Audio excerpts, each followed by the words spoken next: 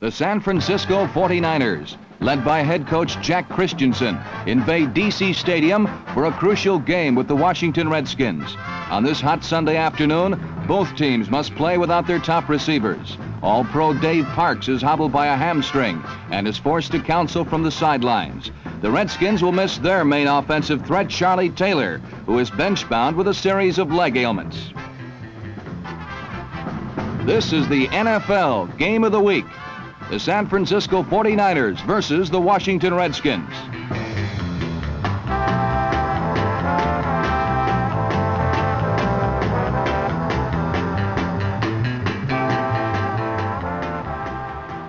On the first offensive play of the day, quarterback Sonny Jurgensen fires a bomb to flanker Bobby Mitchell, whose only enemy on the play is the sideline.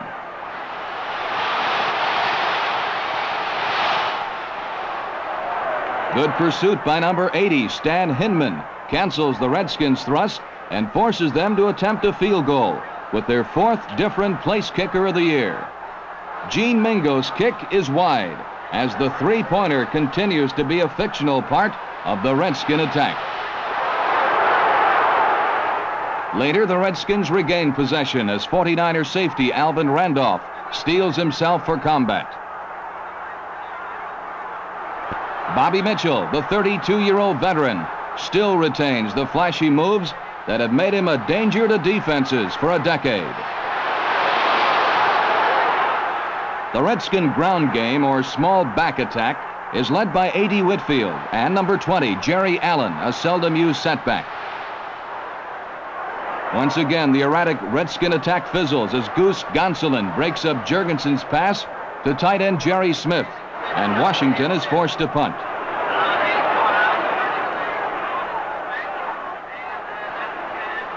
Pat Richter's punt rolls toward the end zone, but linebacker Jim Carroll makes a great save, and San Francisco must start their offense from the 1.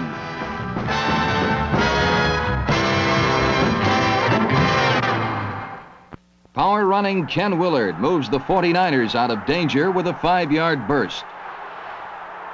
On a play-action pass, quarterback John Brody fools everyone but number 47, Jim Shorter, who almost makes the interception. On a simple square-out, Bob Windsor beats Brig Owens for the first down at the San Francisco 25. The 49ers show why they disguise and affect the screenplay better than any other team in football, as Brody connects with John David Crow. The screenplay, like all others, relies on good blocking. Number 76, tackle Len Rohde, shows why and how to Carl Kammerer.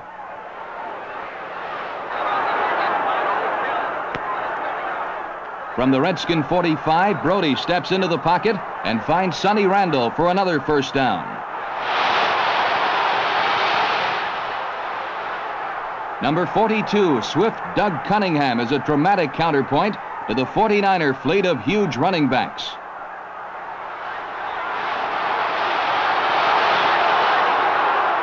The 99-yard drive culminates when Brody is forced to flee from the pocket. Finding no receivers open, Brody tightropes down the sideline for a touchdown as the 49ers draw first blood.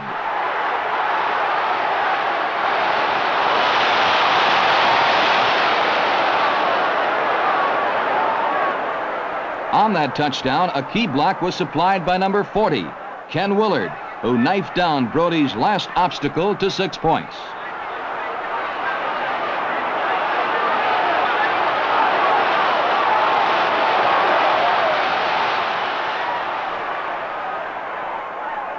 The slumbering giant of a Redskin ground attack finally awakens as Jerry Allen weaves his way to the 49er 33 as the first period ends.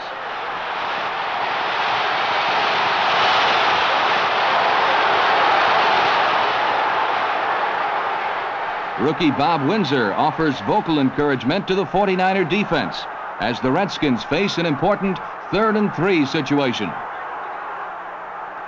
Jurgensen goes to Bobby Mitchell, but a last-second deflection by Kermit Alexander saves the 49ers. From the 33, Gene Mingo's second field goal try goes astray as the Redskin drive is again unrewarded.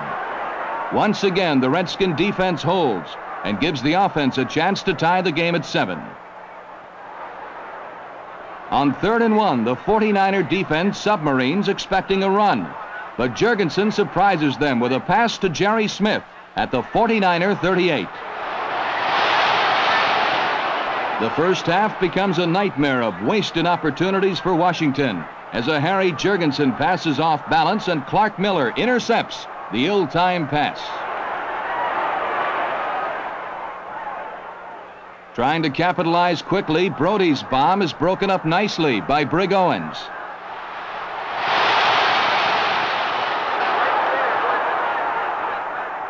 Split end Sonny Randall again proves unsolvable for Washington on even the simplest pattern.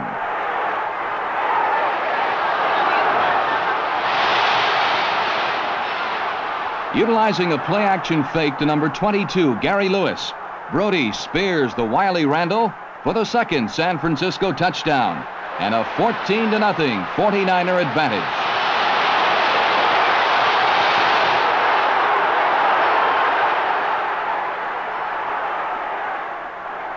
Displaying elusive moves once past the scrimmage line, Jerry Allen has instilled life into the Redskins' non-existent ground game.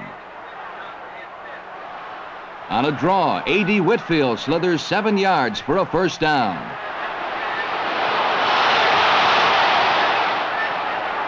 Mixing runs with short swing passes, the Redskins mount their first attempt for a consistent drive.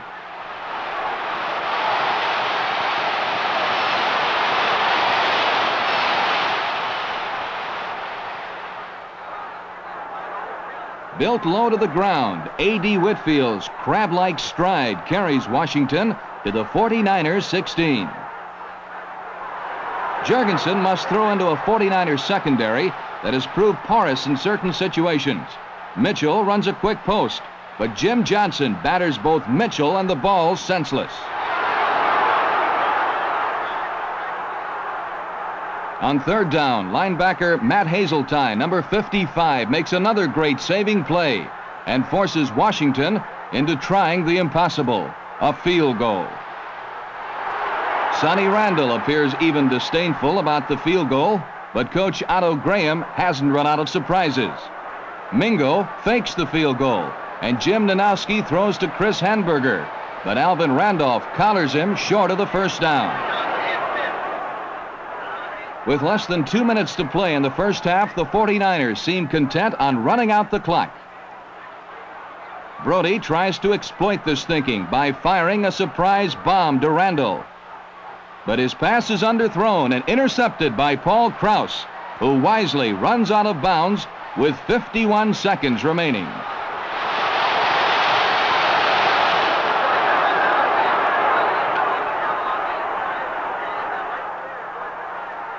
With Mitchell receiving double coverage, Jurgensen continues to connect with Whitfield for big first downs. When Mitchell finally breaks free, Jurgensen spears him at the 49er 30-yard line.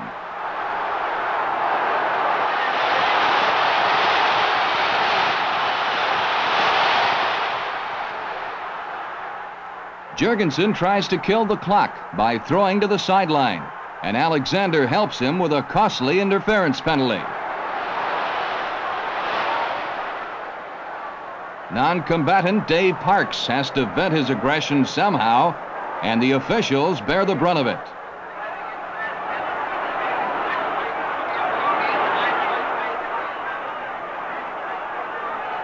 Behind faultless protection, Jurgensen goes for a touchdown, but his pass to Johnny Burrell is just off the big end's fingertips.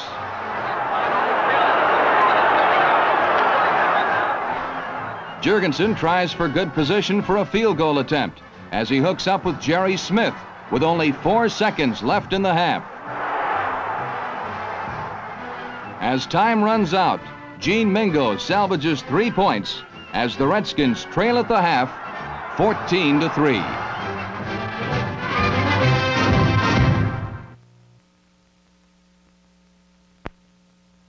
For Washington, the first half was a dismal tale of missed opportunities. Given the ball time and time again by a staunch defense, they could not deliver in the clutch. The second half was less than a half-minute old when number 26, Paul Krause, went for the ball carrier, and number 47, Jim Shorter, went for the ball. Number 63, Ed Bredding's alert recovery put the Redskins on the 49ers' 26, with an early chance to lessen their halftime deficit. The right side pulled, and number 25, A.D. Whitfield, churned left for 6 yards to the 20. With second and short yardage, Jurgensen found tight end Jerry Smith at the 5.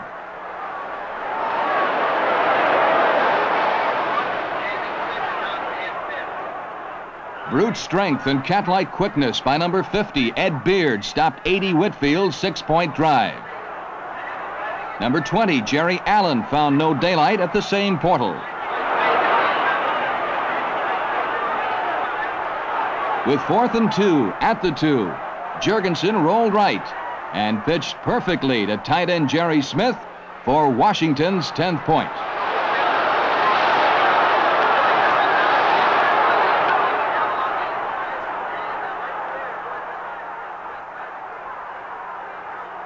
Fumbleitis spread in the 49er camp.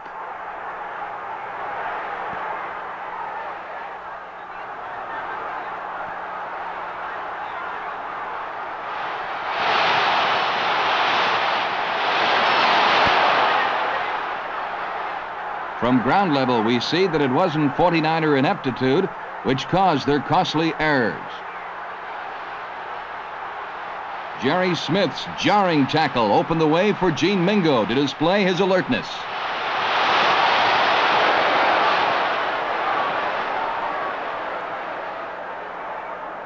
Jurgensen wasted little time capitalizing. A slant into Bobby Mitchell had touchdown written on it until number 20, George Donnelly, wrapped Mitchell illegally.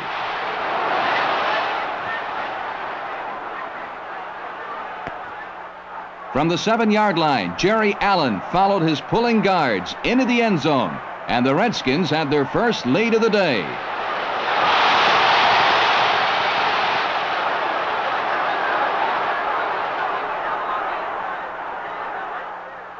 Inspired to maintain their advantage, the Skins' defense hit harder.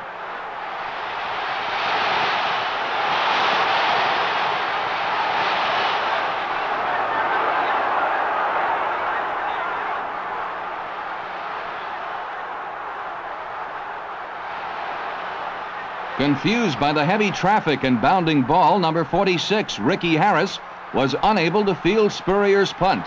Number 57, Frank Nunley, did.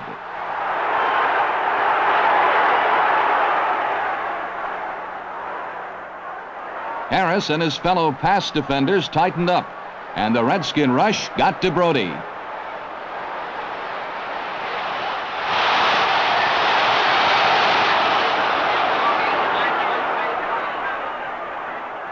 Tommy Davis tried to salvage 3 points from the 39-yard line, but this effort, too, was abortive.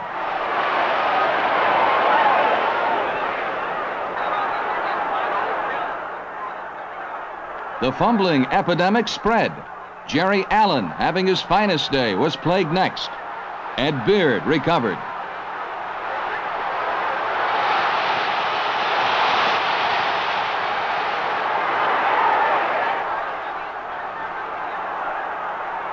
Number 68, Howard Mudd, wipes out the cornerback and springs rookie speedster Doug Cunningham for 11 yards and a first down at the 5. Ken Willard's first effort to score was neutralized at the line of scrimmage. Number 67, Walt Rock, provided the extra effort needed to put Willard across the goal line and the 49ers into a new 21-17 lead.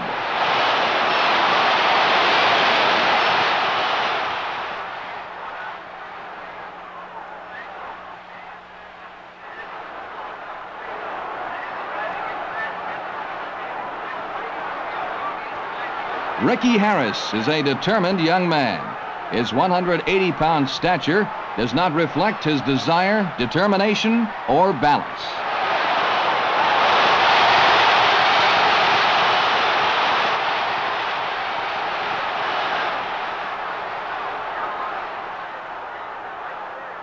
In a perfect protective cup, Jurgensen sets up and fires a strike to Jerry Smith.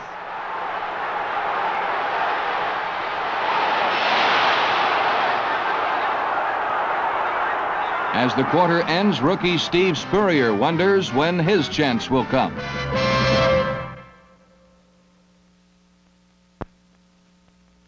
Given time to select his receiver, Jurgensen usually can connect. Only great defensive plays, such as this one by Kermit Alexander, thwart his efforts. Jurgensen's whiplash arm is rarely shut out. He comes right back to Alexander and combines with Smith to sting him for 11 yards.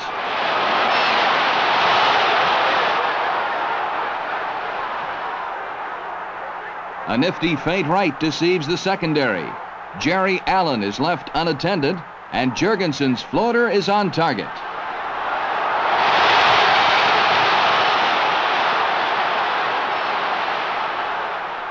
Jurgensen was able to isolate Allen with a linebacker.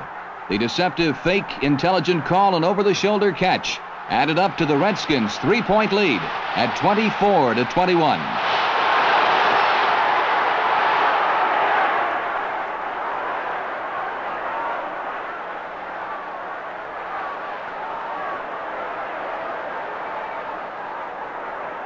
Rookies make mistakes. Good rookies like Doug Cunningham don't make the same one twice. Jolted savagely by number 24, Pete Larson. Cunningham maintains possession at the 20. Running is not John Brody's style. Survival is more important than style, however.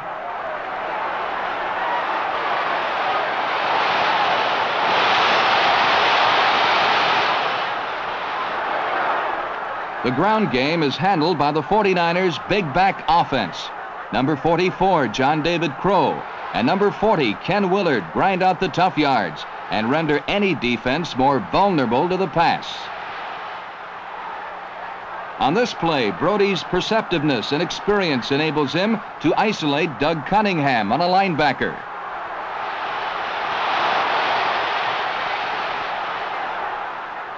Off play action, Brody selects Sonny Randall on a post pattern. The infraction is obvious, and the 49ers are at the scoring door again.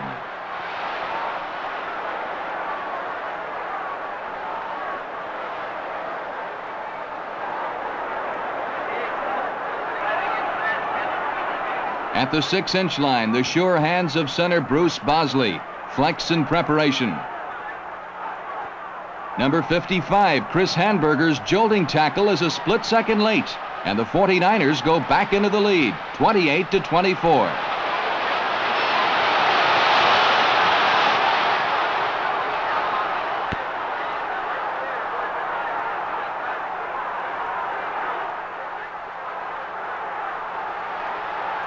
The flying wedge was outlawed years ago. The Redskins have their own version, but rookie Dave Hedema penetrates the blockers to nail Ricky Harris at the 27.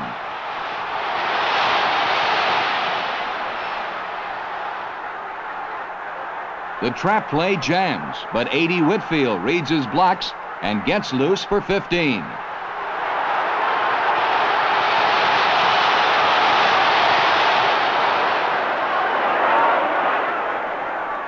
From the sideline, we can see that Whitfield's ability to start quickly and run intelligently serves him well.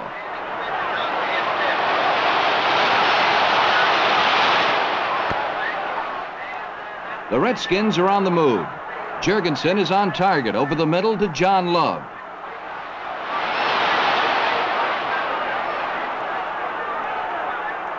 Great interior blocking springs Jerry Allen for 5 more.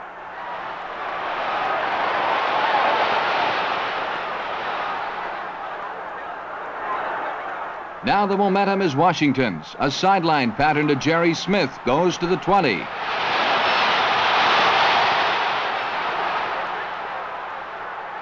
Seemingly stopped at the scrimmage line, A.D. Whitfield sneaks through for precious yards.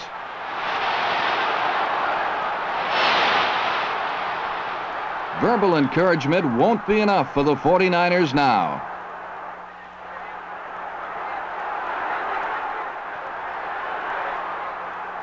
Under a heavy rush, Jurgensen coolly sets and fires to Jerry Smith.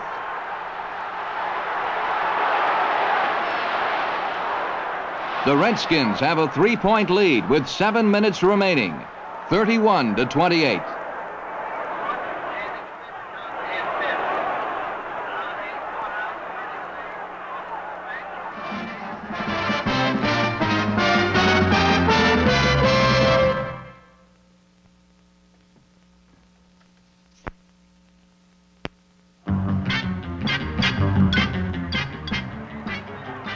It's been 6 weeks since Washington has won a football game.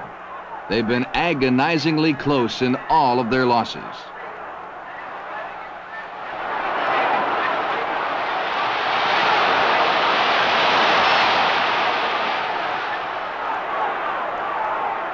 As Ken Willard easily pounds for 12 yards, Redskin rooters sense another letdown.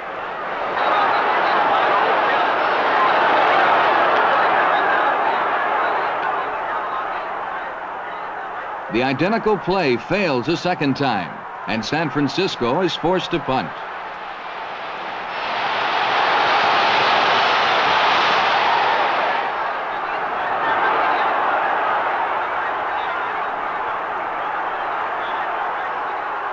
With no place to run and no place to hide, Ricky Harris is dropped at his own 35.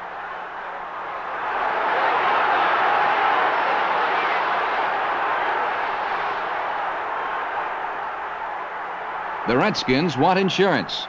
Jurgensen calls on the day's leading rusher, Jerry Allen, to provide 17 yards worth.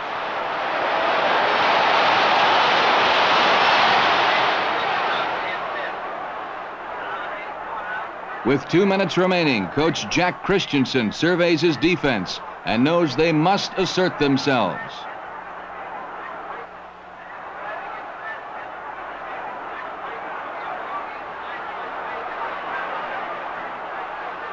For the first time in the game, Jurgensen is dumped. Washington must surrender the football.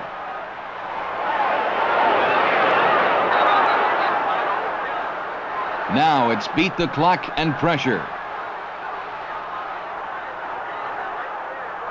Error on Ken Willard.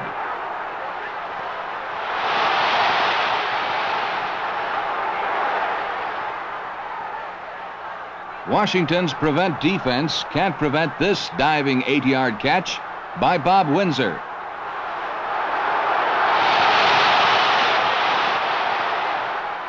It's time to score. John David Crow beats his man, but the anxious receiver drops the perfectly thrown bomb.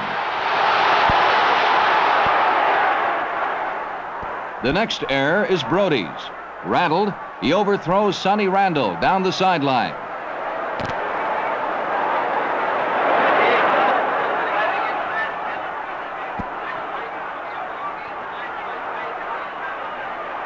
Third and 10, and Dick Witcher is speared on a rollout for 8 yards.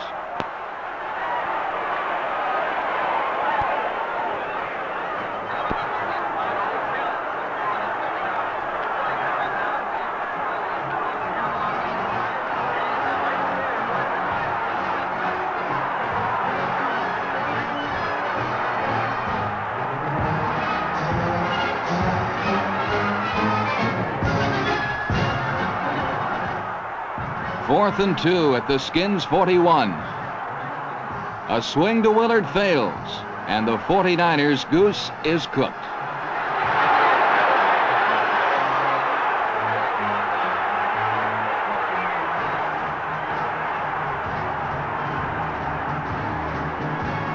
The Redskins' third win all but eliminates San Francisco as contenders in the tough Coastal Division, as they lose their fourth against 5 wins.